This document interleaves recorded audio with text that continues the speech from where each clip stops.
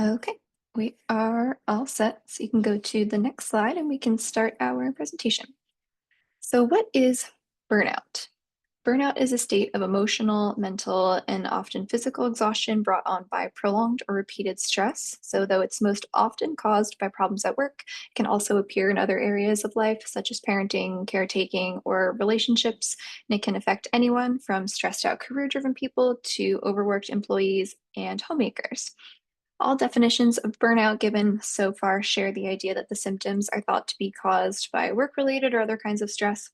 And an example of a source of stress outside of work could be considered caring for a family member. And there are three main areas of symptoms that are considered to be the signs of burnout. So it is exhaustion, cynicism, and inefficacy. So, exhaustion is the central symptom of burnout. It is profound physical, cognitive, and emotional fatigue that undermines people's ability to work effectively and feel positive about what they're doing. So, even mundane tasks and routines may become difficult to complete. Then, cynicism is essentially a way of distancing yourself psychologically from your work, and instead of feeling invested in your assignments, projects, colleagues, customers, and other collaborators, you feel detached, negative, and cynicism can be the result of work overload, but it is also likely to occur in the presence of high conflict, unfairness, and lack of participation in decision making in the workplace as well. And inefficacy refers to feelings of incompetence and a lack of achievement and productivity. So people with this symptom of burnout feel their skills slipping and worry that they won't be able to succeed in certain situations or accomplish certain tasks.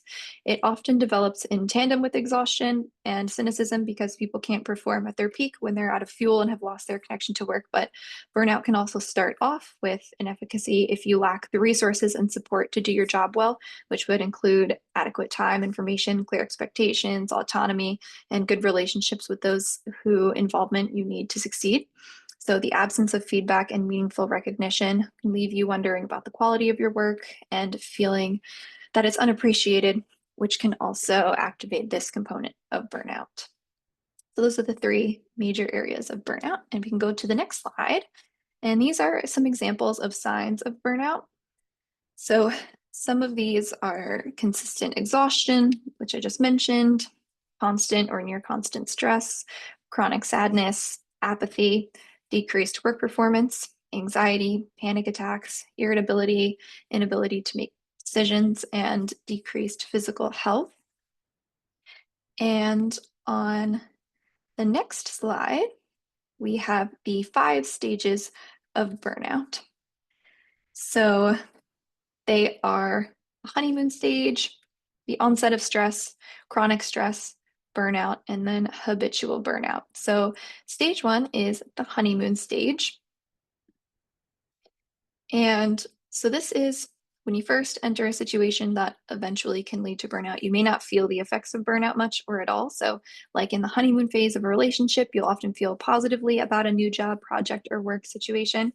And red flags like a lack of direction or support, struggling to finish your duties on time, or starting to doubt yourself can be explained away at this stage. So it's common and even predictable to experience minor bouts of stress with the newness of a big challenge or career advancement, but eventually the stress should decrease as you establish footing and growing into your new situation. But when it doesn't start to decrease or subside, that's when it can lead into the second stage of burnout, which is the onset of stress. So this is when your minor bouts of stress become more frequent and or intense instead of lessening as time goes on. Stress onset can manifest in a number of ways like nervous anxiety, irritability, fatigue, and disorganization. You might start to lose confidence in yourself. And it's one thing to be easy on yourself during a challenge, but when those thoughts turn into feelings of incompetence, you may be headed towards burnout. And burnout can lead to a blow to one's confidence as well as reduced creativity and problem solving. And then this can lead to the third stage, which is chronic stress.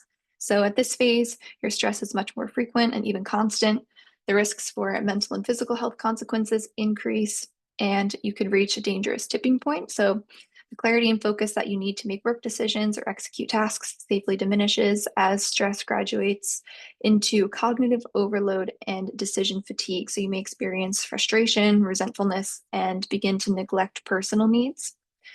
And the next stage after that is burnout or true burnout. So if you truly reach the point of burnout, you can experience far more critical symptoms like cynicism and strong pessimism about your work, feelings of incompetence, unwarranted fears, strong desires to escape or self-isolate, and other physical conditions. Apathy, exhaustion, despair, and even physical symptoms may arise, like digestive issues during this stage. And the fifth and final stage is habitual burnout. So, if left untreated, the symptoms of burnout may become embedded in your life and you experience significant and ongoing mental, physical, and emotional problems like chronic sadness or depression. So, it can be more difficult than it has ever been to bring yourself back to baseline. And the chronic and mental and physical fatigue you experience may push you to stop working to be able to recover. So, it is likely that you would need to seek out intervention and support at this stage of burnout. So, that is an overview of the 5 stages of burnout. We can go to the next slide. So, how do I know if I have burnout? So, these are just examples of questions that you can ask yourself to evaluate and figure out if you are experiencing symptoms of burnout. And some of these examples of questions are: do you question the value of your work? Do you drag yourself to work and have trouble getting started? Do you lack the energy to do your job well? Do you feel little satisfaction when when you complete a job? Do you feel let down by your job? Have your sleep habits changed? Do you have headaches, stomach problems, or other physical complaints with no known cause? So these are examples of a way to reflect and evaluate how you're currently feeling and if you are in any of the stages of burnout. So the next slide, please. There are some outside factors that can contribute to burnout and things to keep in mind. So these include working more than 40 hours a week, not getting enough daylight or fresh air, excess phone use, lack of quality sleep, and too much caffeine or alcohol use. So these are all things to keep in mind because some of them are things that you can control. So, you know, if you notice that you're consuming way too much caffeine, not really sleeping, and working excessive hours, and your mood is also starting to be affected, and you're starting to experience the signs of burnout, then these are things that you know can contribute to burnout and maybe things that you need to evaluate and change.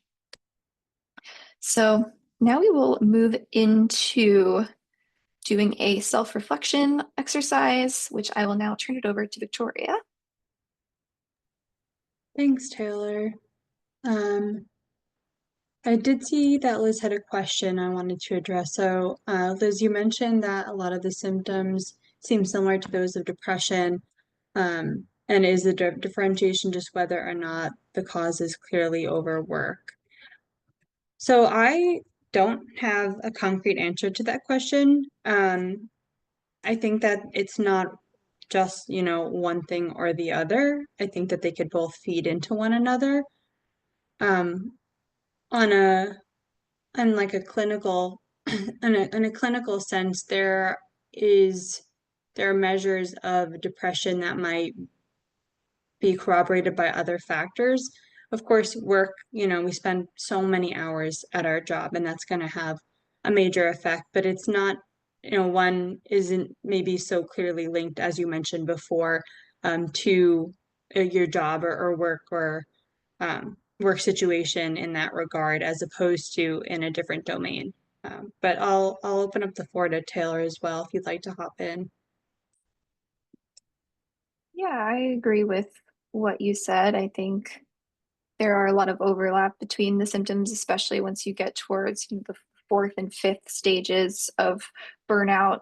Habitual burnout is the fifth and final stage that they consider in burnout, and typically it would be, leading to that chronic mental and physical symptoms, and you might need to reach out and seek support for that. So that might be the stage where it does seem to be, is it turning into something more than just burnout? Is it turning into depression? And I think that's when the seeking support either from peers, coworkers, family, friends, and you know, maybe professional help as well could be considered.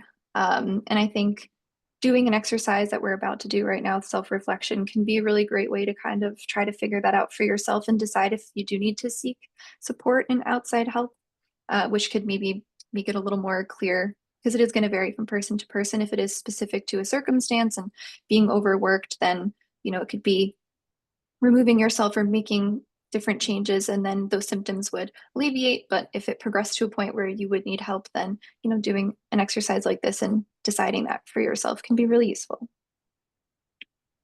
Thanks, Taylor. That was a great question, Liz. And if anything else comes up as we're going along, please feel free to drop it in the chat.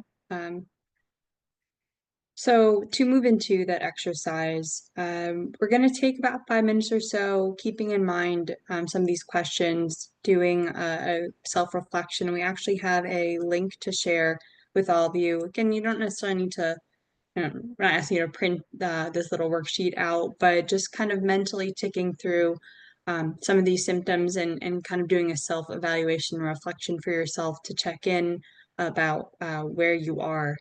Sometimes when you are experiencing burnout or some of these more stressful symptoms, it is really hard to take a minute or two to kind of step back and check in with yourself. So we wanted to hold that space for y'all here today. Taylor, are you able to go ahead and drop that link in the? Yeah, awesome. Thank you. So yeah, as I mentioned, you can go ahead and click on that link and just think about these questions here and think about the different stages of burnout as it relates to the symptoms on that check sheet. So the time is 3:17. We'll check in about 3:22 or so if y'all. Thanks.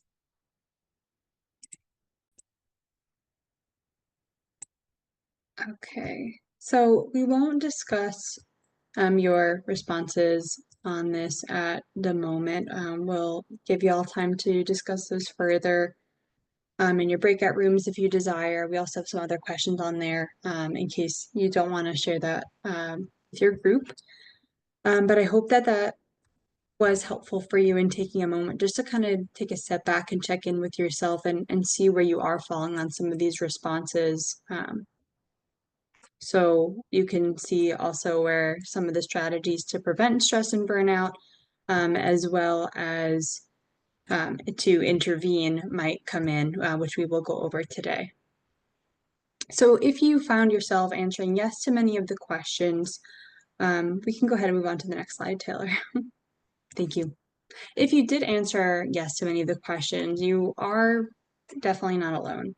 A 2023 survey of 5,555 U.S. workers conducted by the Harris Poll on behalf of the American Health Association found that more than 3/4 of respondents reported experiencing burnout at least sometimes, but especially with parents, frontline or essential workers, women, younger workers, including Gen Z and millennials, LGBTQIA plus workers, experiencing burnout at much higher levels and responding that they were experiencing that more often or always. And workplace stress is costly. It can result in up to $190 billion in healthcare costs each year and is linked with higher absenteeism and job dissatisfaction. So there are, it's not just that burnout affects you at the individual level, it also affects people at higher at these it has these greater impacts at the workplace environment level. But first we'll start off by going into strategies to prevent stress and burnout at the individual level. So for example, setting clear expectations, practicing regular self-care. So doing yoga, doing meditation, doing some breath work. I know I need to take a deep breath, especially sometimes when I'm presenting in situations just like this. Seeking support and communicating openly about what you need, especially in the workplace environment. But as you might have seen when I responded to Liz in the chat too with an article exploring burnout and how it can manifest in different ways in your relationships with other people, be that with your partner, significant other, or your family. Being sure to seek support and communicate openly really, I mean, that's kind of across the board. It is going to to help mitigate that stress, because if people don't know what you're going through, they're not going to be able to help support you in the ways that you need to be supported. It just kind of goes back to the knowing yourself and knowing what you need in this moment. Number 4 here, reordering your day. So figuring out, if you are going to be in stressful meetings for 3 hours back to back, making sure that you're giving yourself some time to go ahead and take a step back and take a lunch break, so that you're able to have a reset and a moment to yourself to breathe through and kind of process. Um, I know that many of us feel very bombarded, especially these days with information overload. So just making sure that you're taking time to check in with yourself um, and see how you're feeling. Creating realistic goals for yourself. So if you've attended any of their CSA labs, we talk about SMART goals a lot. So making sure that you are setting goals for yourself that are reflective of either the skill set that you're pursuing, or that fall within your skill set, or even just things that you want to accomplish in a day. Is it realistic that you're going to be able to accomplish 25 things in one day on the list that you made for yourself? Or is it also important to put on that checklist, taking a 5-minute break to go for a walk? Especially a lot of us work in remote environments, myself included.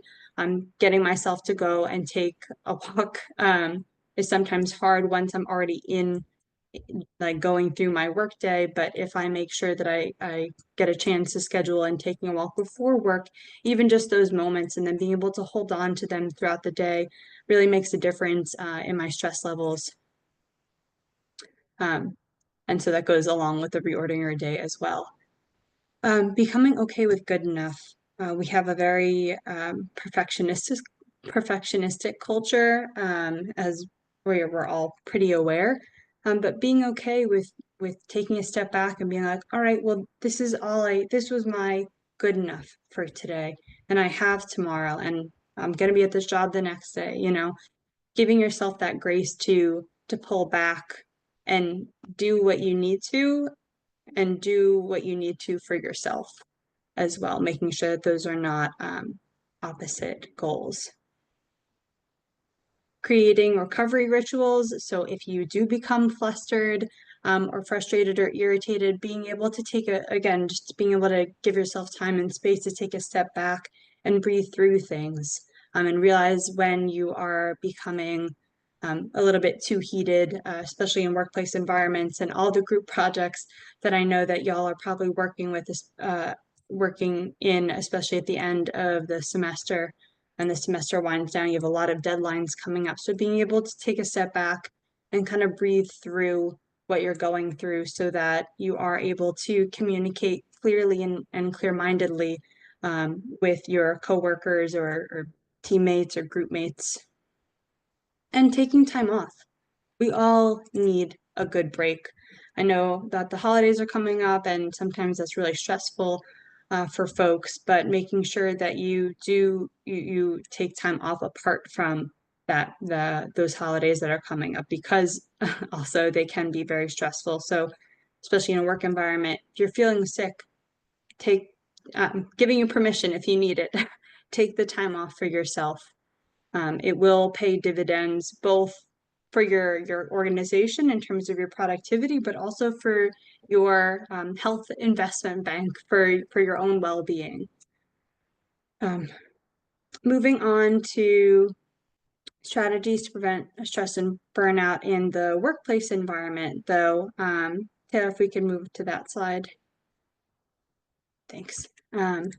There are things that can be set up in the environment if you're kind of on that flip side, right? Or even if you are working on a group project and you have more of a leadership role, there are certain ways to kind of set up yourself and your team for success.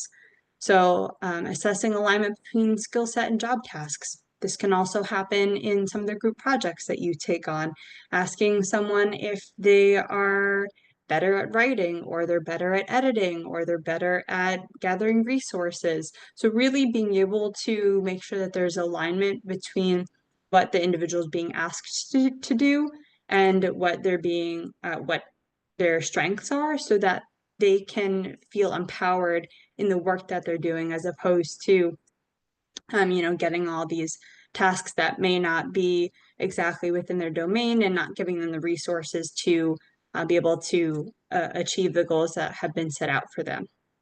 Similarly, relatedly, establishing clear roles and responsibilities. So making sure that where, you're in a position that where your job ends is where it ends, and where someone else's begins. So that assignment of responsibility can be taken on fully by yourself and your teammates who are supposed to be supporting you. And checking in regularly about workloads with your teammates, or with your coworkers, asking like, hey, like what do you have going on for this week? I know that we do check-ins and we create lists at my organization of things to be accomplished throughout the week, but also making sure that comes up in conversation throughout the week too, and checking in with one another and saying like, hey, I know this was assigned to you at the beginning of the week, like how are things going? Do we need to adjust the timeline? So that those lines, again, it all really goes back to communication, making sure that those lines of communication remain open, and that you're able to check in with your constituents about how things are going, so that someone, and not having Tim over here assign 10 tasks, Tommy over here to assign 10 tasks to the same person, and then they're not being aware of the 20 tasks that the person has on their plate in addition to their main responsibilities. And designing job roles with employee input. That's a really interesting one, but it kind of goes hand in hand with the assessing the workload, and kind of those like 360 feedback sessions, if you're familiar with those. So figuring out, okay, like this is what the job role that you signed up for assigns to you, but maybe you're pretty good at most of the things, but you're really good at this other thing. So making sure that with your employee, they are able to kind of shift things around as needed, because not everyone's going to fit every bill perfectly in terms of their role. And establishing a training path to develop employee skills, making sure that someone has room for growth, and not just opportunities that kind of float out there, but being really active about engaging your team in growing opportunities. So if you have a particular skill or strength, being able to share that with your team, and then expecting that also from your team too, so that you're all getting to learn from each other in a collaborative environment that isn't necessarily could not necessarily be directly related to a specific task that they're trying to fulfill, but just so they do have those enrichment opportunities and feel like they're improving themselves and their capacity. And assessing if employees feel supported to lead a healthy life. Having those conversations, asking those tougher questions, especially if you're in a leadership position, and being like, hey, like what's going on? Do you feel like you have enough time to get your tasks done? Do you feel like you have a good work-life balance? And if not, having those important conversations about how to make things better, because if one person's feeling it like that, you probably have some other folks that are also feeling unsupported in that way as well. Promoting overall employee well-being, that does feed into those two bullets above, in terms of establishing training pathways to develop employee skills and assessing if the individual feels supported to lead a healthy life, but also just in terms of workplace culture too, making sure that you're taking time in meetings, especially in a remote environment, to check in with one another, because you don't have those more casual interactions. I can't see if Susie is slouching at her desk and looks like she is about to fall over because she's so tired. You're not having those one-on-one interactions as much. So making sure you do have time to check in for those things, and really make promoting employee well-being a cultural focus of your organization. And similarly, discouraging work-related technology use after hours, making sure that you're you could have a star-studded employee who can do it all, but making sure that you're encouraging them to put their Slack away or turn their notifications off for the weekend, so that they don't feel compelled to go ahead and check that. And promoting employee support resource groups. So, like for instance, having like running groups or volunteer groups or community partnerships, ways to make people feel connected to the organization in ways that are unrelated to work. It can be really significant in enhancing that social support piece of preventing stress and burnout in a group environment. So now we'll go ahead and pivot to the next slide, and we will move into our breakout rooms. So we have about 4 people, so we'll do 2 groups of 2, and we'll have about, say, 10 to 15 minutes or so. Taylor, do you want to do it until 50? 6:50 sounds good? Okay. And so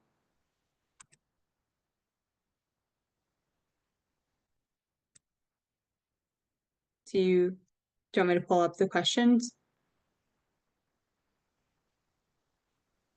Sorry. It's on upcoming events.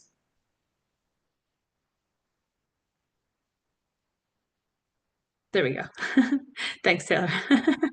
No worries. So we're going to go ahead and take 10 to 15 minutes in small groups to reflect on those questions that you answered before. And if you did attend, or you may not have attended, our personality CSA lab, but thinking about in general, if you don't have your personality type on hand, but just thinking about yourself in general. Are you more prone to neuroticism? Are you more prone to perfection? I'm thinking about how your personality type might feed into how you experience, but also how you manage burnout, and whether your personality makes you more or less prone to burnout. And if you already have strategies in place to help you manage your stress, are there any additional strategies you can utilize to help you avoid burnout and maintain your well-being? Maybe you do have a good self-care routine, which is phenomenal, and I'm happy for you. But sometimes doing like little shifts can also help even enhance your sense of well-being even further. So incorporating things like journaling, etc. And if you don't currently have a set of go-to strategies you regularly use to manage your stress, what are some you can consider exploring, and how can you plan to integrate them into your life? So also thinking about setting realistic goals for yourself too in the course of this conversation. Maybe it's not realistic that every single day you're going to get to the gym and work out for 2 hours, but thinking about your schedule and thinking about how you can maybe incorporate some social time if you're going to go to the gym too. So ways to make some of those health domains overlap in ways that are going to support your overall health and well-being.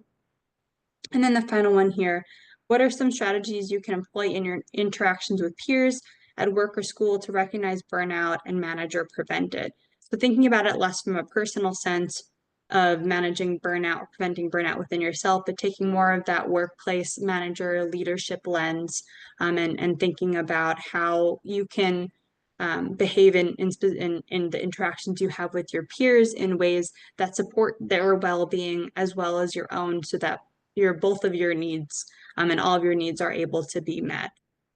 So we'll go ahead and pivot to those. You will receive a little pop-up notification shifting into those for 15 this evening.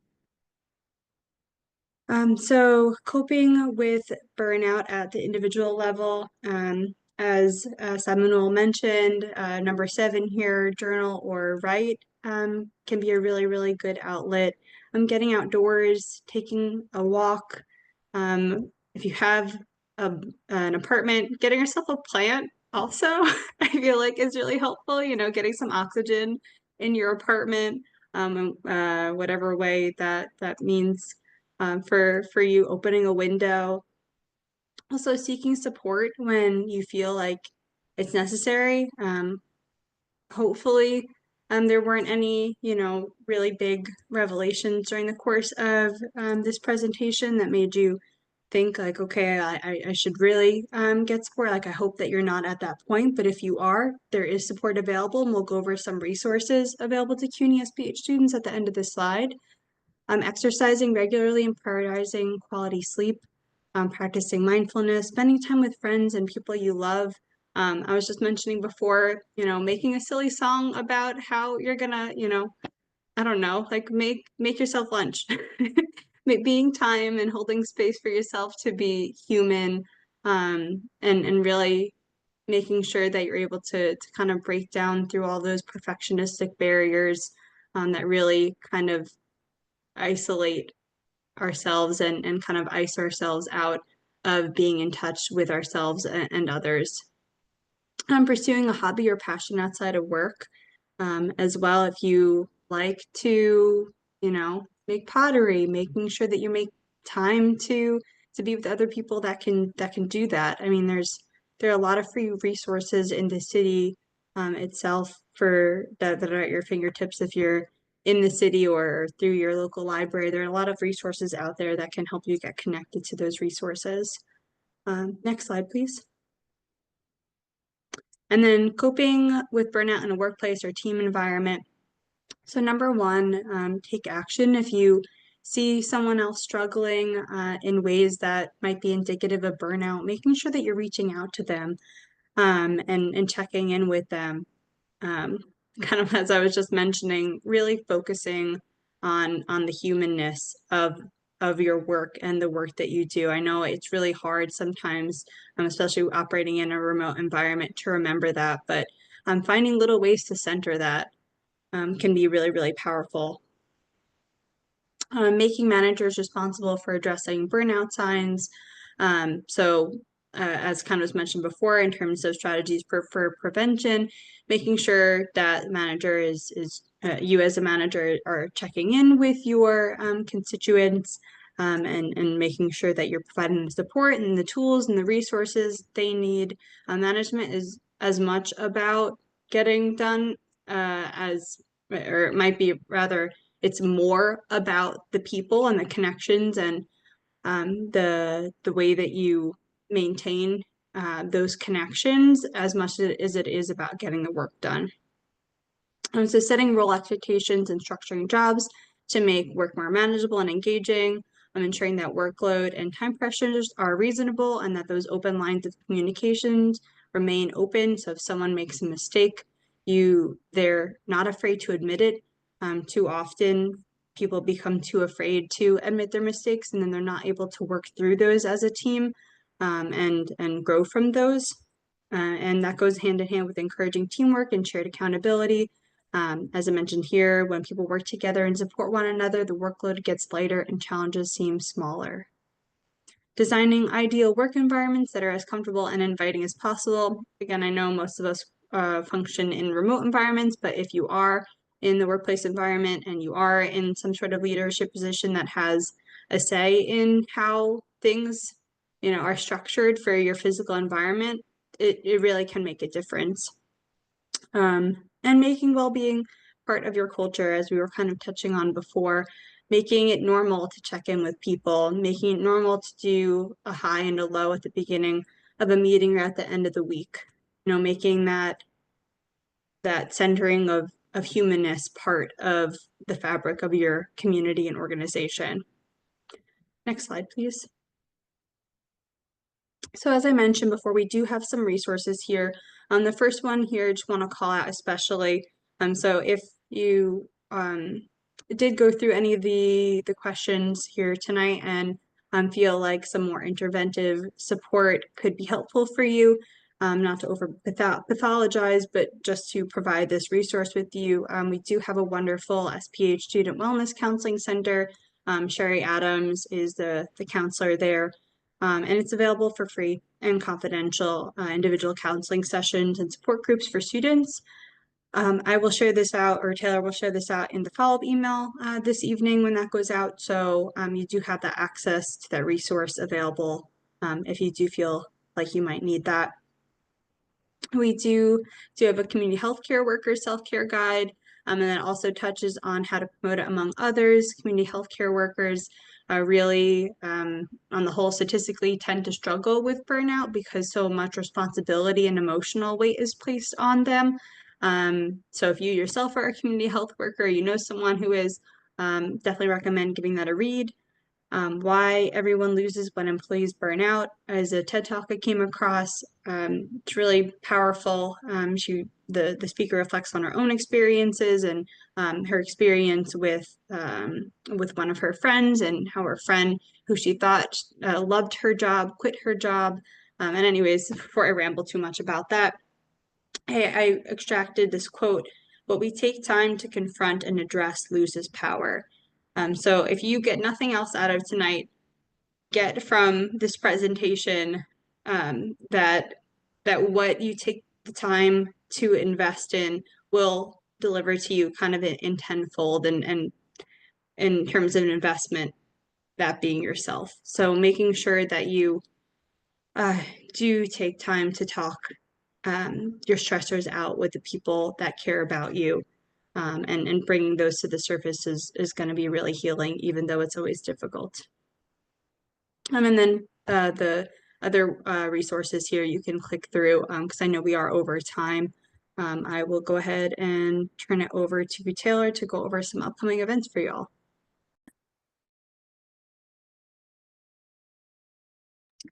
Thank you, Victoria. So we have a couple events before the end of the semester. So just keep this in mind if you have outstanding CSA requirements for the fall semester. So something that is not on your events calendar, but is something to keep in mind is tomorrow there is a workshop that's hosted not by us, not by the Office of Career Services, but by the Counseling and Wellness Office. They're hosting an event on queer-related careers. So Carolini Suarez, our special projects assistant, sent out an email yesterday with information about that. So if you are interested in attending that, it will count for your workshop credit if you need it.